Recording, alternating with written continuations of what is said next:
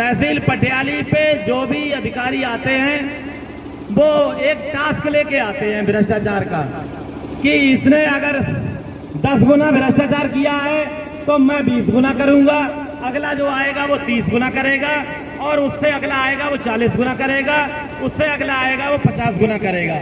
यहाँ ज्यादा से ज्यादा अधिकारी मैं काफी समय से देख रहा हूँ, ज्यादातर भ्रष्टाचार की पराकाष्ठा को पार करते हुए ही आते हैं, और गरीब किसान की बात को कोई सुना नहीं जाता है, चाहे वो राशन कार्ड की बात हो। इसी तहसील में अगर कोई बात करो तो कहते साइट बंद है, और दलाल आकर के 3-4 हजार रुपए में राशन कार्ड बना के चुपचाप ले जाता है।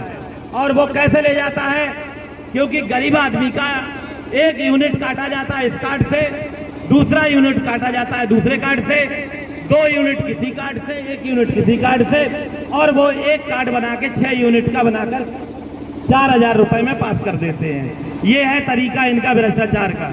दूसरी चीज, अगर नाली खरंजे की कोई समस्या लेके गरीब किसान आता है तो ना तो ये चक्रोट खुलवाते हैं, जबकि शासन की तरफ से माननीय मुख्यमंत्री जी का आदेश है कि कोई भी चक्रोट अगर दबा हुआ है तो चक्रोट को तुरंत खोला जाए, उस पर अधिकारी मौके पे जाएं। हाई कोर्ट का भी आदेश है, तो सरकार का भी मतलब जो उसी तरीके से आदेश का पालन करते हुए उन्होंने एक सर्कुलर जारी किया है कि कोई भी गरीब किसान या वादी या प्रत्याशी थाने चौकी में कहीं पर भी जाए, उसे पहले बैठाल कर 1 गिलास पानी पिलाइए, उसकी बात को ध्यानपूर्वक सुने, क्योंकि वो परेशान है, किसान है, गरीब है। और अधिकारी क्या करते हैं, उस गरीब को जान लेते हैं बातों में फिरा के घुमा के, इसका कहीं कोई सोर्स नहीं है, कोई कुछ नहीं है, तो और पैसे भी देने लायक नहीं है, तो उसको बातों में घुमाकर उसे बाहर का रास्ता दिखा देते हैं, और उसी की एंटी पार्टी जो होती है उससे सामंजस्य बिठा के उससे मोटा माल लेके सेटलमेंट कर देते हैं। अगर आप ऑनलाइन एप्लीकेशन डालते हैं तो ऑनलाइन का इनका ये तरीका है कि चोर की जांच चोर को ही दी जाती है, चोर की जांच चोर क्यों ही दी जाती है। अब ऐसा कौन सा चोर है जो अपने लिए ये कह देगा कि मैं चोर हूं?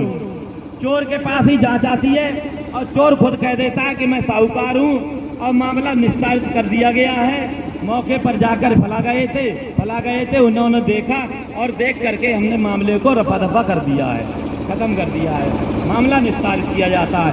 आदमी अपने जाके मोबाइल पे देखता है, पता लगा वहां मामला पे कोई गया ही नहीं है, मौके पे कोई गया नहीं है, निस्तारित कैसे हो गया, दोबारा डाल के चुपचाप बैठ जाता है।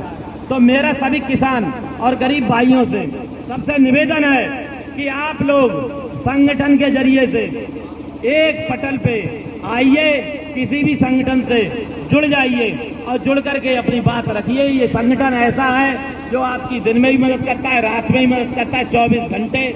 हरी टोपी का सभी लोग सम्मान करते हैं। ऐसी बात नहीं है कि सभी अधिकारी भ्रष्टाचारी हैं, अच्छे भी हैं अधिकारी, सुनते भी हैं बात, हम उन्हें बहुत बहुत धन्यवाद देते हैं। और जो भ्रष्टाचारी हैं, भ्रष्टाचार की पराकाष्ठा को पार करते हैं, उन लोगों के लिए बहुत हमारे मुंह से बद्दुआएं निकलती हैं, क्योंकि हर चीज का अधिकारियों ने एक सॉल्यूशन ढूंढ लिया है कि रिश्वत ली, अगर शिकायत की तो कहते वीडियो है आपके पास, तुम्हें अपनी माँ की दूध की कसम है और बताओ उस दूध की कसम खाकर कि तुम किसी किसान की बेटी से पैदा नहीं हो, क्या तुम किसी किसान के बच्चे नहीं हो, और तुम्हारा पेट उस तनख्वाह से न भर के भ्रष्टाचार से भरता है, भ्रष्टाचार से बच्चे पढ़ते हैं, भ्रष्टाचार से तुम नाश्ता करते हो, तो क्या वो तुम्हारे बच्चों का दिमाग नहीं खराब करेगा?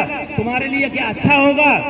और यही नहीं, एक भ्रष्टाचारी यहाँ रजिस्ट्रार बैठा हुआ है, वो कम से कम पर डे की बात है 20 लाख से ज्यादा रुपया डेली ले जाता है सूटकेस में भर के। हाँ, और उसके खिलाफ FIR भी हो गई, और FIR होने के बाद जांच में उसे निकाल दिया गया, क्योंकि वो अधिकारी है। ये तरीका है इनका। मैं कह रहा था अभी थोड़ी देर पहले कि चोर की जांच चोर को दी जाती है, तो इसलिए जो है वो अधिकारी, और बाकी अन्य लोग जेल काटेंगे, अधिकारी है वो पैसा देके सेटलमेंट कर लेगा। गरीब के पास पैसा नहीं है तो वो जेल जाएगा, जेल में पथरी दाल पिएगा जा करके। गरीब की बात कोई भी सुनने वाला नहीं है। हमारे ठीक है, हमारे मुखिया ईमानदार हैं, मुख्यमंत्री जी ईमानदार हैं, तो मुख्यमंत्री जी हर जगह थोड़ी देख लेंगे। उन्होंने तो अधिकारियों को जिम्मेदारी दे रखी है। अब ये जिम्मेदारी, जिसे जिम्मेदारी दी है वो चोर है, तो वो कैसे जिम्मेदारी निभाएगा? वो गलती कैसे नहीं करेगा?